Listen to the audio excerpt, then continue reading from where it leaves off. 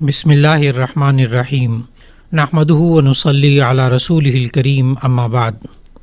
گزشتہ ہفتے اللہ رب العزت نے سورۃ الواقعہ کی آیت نمبر 88 سے آیت نمبر 96 یعنی سورۃ الواقعہ کے آخر تک اور پھر سورۃ الحدید کے آغاز سے لے کر آیت نمبر 14 تک کی تلاوت، ترجمہ اور تفسیر زبان سے ادا کرنے اور کانوں سے سننے کی توفیق عطا فرمائی۔ الحمدللہ علی ذالک۔ سورۃ الواقعہ کی آیت نمبر 88 میں اللہ تعالیٰ نے فرمایا، جب قیامت واقع ہو جائے گی تو جو لوگ مقربین یعنی نیک لوگوں میں سے ہوں گے ان کے لیے تو راحت ہے اور طرح طرح کے پھل ہیں اور آرام کے لیے جنت ہے جس میں تمام نعمتیں اور آسانیاں موجود ہوں گی، اور جو لوگ اصحاب الیمین میں سے ہوں گے ان سے کہا جائے گا تمہارے لیے ہر آفت اور خطرے سے امن و امان ہے، اس لیے کہ تم اصحاب الیمین میں سے ہو۔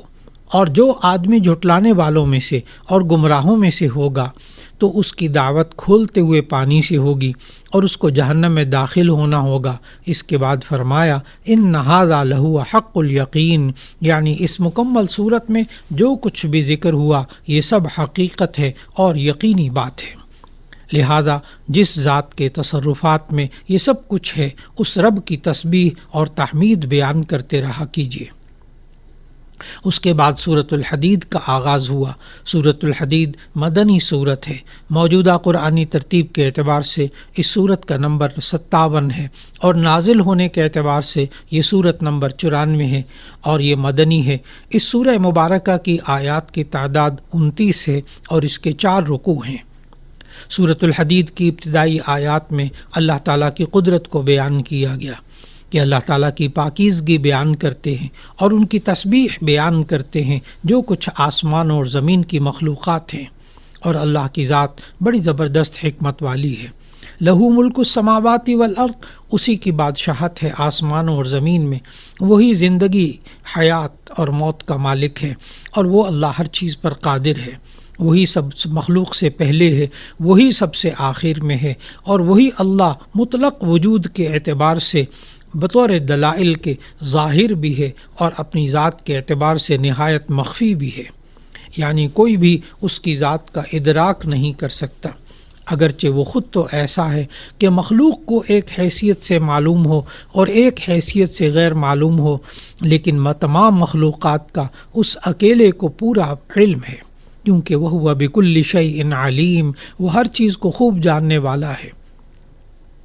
اللہ ایسا قادر مطلق ہے کہ اس نے آسمان اور زمین کو 6 دن میں پیدا فرمایا، پھر عرش پر جیسے اس کی شان ہے قائم اور جلوہ فرما ہوا، اور وہ جانتا ہے جو چیز زمین کے اندر داخل ہوتی ہے جیسے بارش وغیرہ، اور جو چیز زمین میں سے نکلتی ہے جیسے نباتات، یہ پودے وغیرہ، اور جو چیز آسمان سے اترتی ہے اور جو چیز آسمان کی طرف چڑھتی ہے جیسے فرشتوں کا اترنا اور آسمانوں کی طرف چڑھنا، اسی طرح وہ احکامات جو آسمان سے نازل ہوتے ہیں اور بندوں کے اعمال جو آسمان کی طرف چڑھتے ہیں، یہ سب اللہ تعالیٰ کو معلوم ہے، اللہ تعالیٰ سب کچھ جانتا ہے۔ اسی طرح بندوں کے تمام احوال کا علم بھی اللہ کو ہے، اور اسی علم کی وجہ سے فرمایا وَهُوَ مَعَكُمْ أَيْنَمَا كُنْتُمْ، کہ وہ اللہ علم کے اعتبار سے تمہارے ساتھ رہتا ہے چاہے تم لوگ کہیں بھی ہو، یعنی تم کسی بھی جگہ اس سے چھپ نہیں سکتے، اور اللہ تعالیٰ بندوں کے سب اعمال کو دیکھتا ہے۔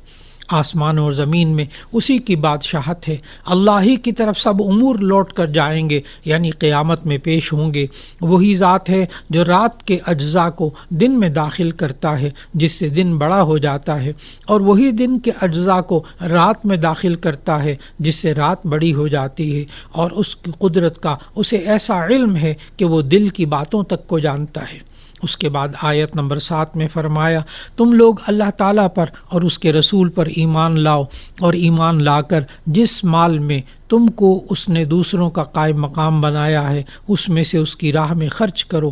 گویا اس طرف اشارہ ہے کہ یہ مال تم سے پہلے کسی اور کے پاس تھا اور اسی طرح تمہارے بعد کسی اور کے ہاتھ میں چلا جائے گا، پس جب یہ سدا رہنے والی چیز نہیں ہے تو اس کو اس طرح جوڑ جوڑ کر رکھنا اور اللہ کی راہ میں خرچ نہ کرنا یہ بہت بڑی بے عقلی ہوگی۔ تو اللہ کے حکم کے مطابق تم میں سے جو ایمان لائے اور ایمان لا کر اللہ تعالیٰ کی راہ میں خرچ کریں ان کو بہت بڑا ثواب ہوگا، اور جو ایمان نہ لائیں ان سے ہم پوچھتے ہیں کہ تمہارے پاس کیا دلیل ہے کہ جس کی وجہ سے تم ایمان نہیں لائے، جبکہ رسول اللہ صلی اللہ علیہ وسلم اس بات کی طرف دلائل کے ساتھ تمہیں ایمان لانے کا کہہ رہے ہیں، اللہ کی طرف تمہیں دعوت دے رہے ہیں۔ اور دوسرا، اللہ نے بھی تو تم سے عہد لیا تھا اور فرمایا تھا کہ الست بربکم، کیا میں تمہارا رب نہیں ہوں؟ اگر تم لوگوں نے ایمان لانا ہوتا تو یہ چیزیں یعنی دلائل تمہارے لیے کافی تھے، لہذا اب تم اور کن دلائل کا انتظار کر رہے ہو کہ جن کے آ جانے کے بعد تم ایمان لاؤ گے؟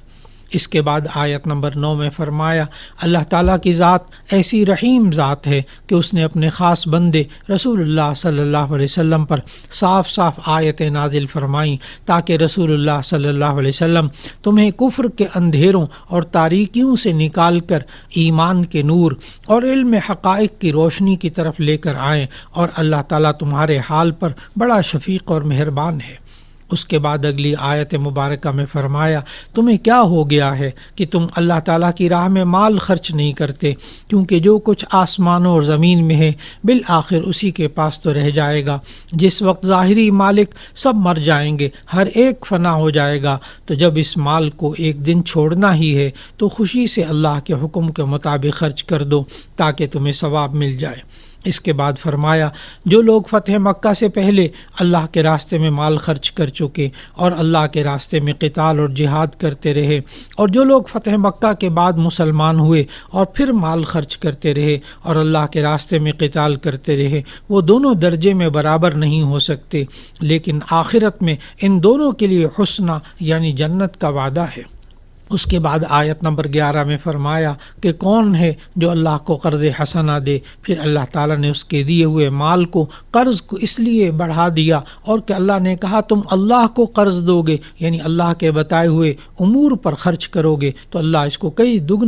گنا بڑھا دے گا۔ اور آخری آیت میں فرمایا کہ وہ دن بھی یاد کرنے کے قابل ہے جب آپ مسلمان مردوں اور عورتوں کو دیکھیں گے کہ ان کو نور ان کے آگے ان کی داہنی طرف دوڑتا ہوگا، یعنی یہ نور پل صراط پر گزرنے کے لیے ان کے ساتھ ہوگا، اور ان سے کہا جائے گا آج تم کو بشارت ہے ایسے باغوں کی جن کے نیچے نہریں جاری ہوں گی، جن سے ہمیشہ وہ رہیں گے، اور یہ بڑی کامیابی ہے۔ اللہ رب العزت ہمیں قرآن حکیم کی تلاوت کرنے، اس کو سمجھنے اور اس پر عمل کرنے اور اس کے پیغام کو دوسروں تک پہنچانے کی توفیق عطا فرمائے۔ وآخر دعوانا ان الحمد للہ رب العالمین۔